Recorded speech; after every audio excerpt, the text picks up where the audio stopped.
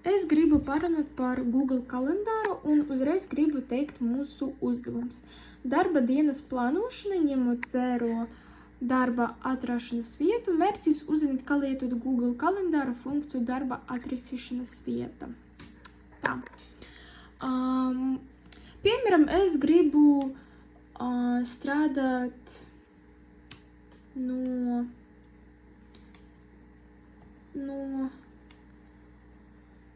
šāda pulksteni. Es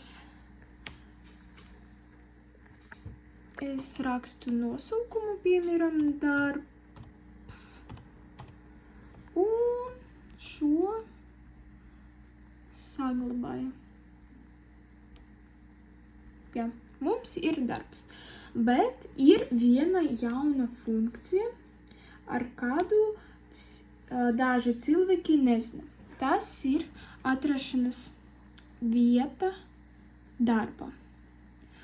Un varbūt ir cilvēki, kuri pamēģina strādā ofisa un no mājas. Šī funkcija padara kalendāru praktisku un vizuāli pievilcīgu. Piemēram, mums ir darbs viena diena no māja un no ofisa.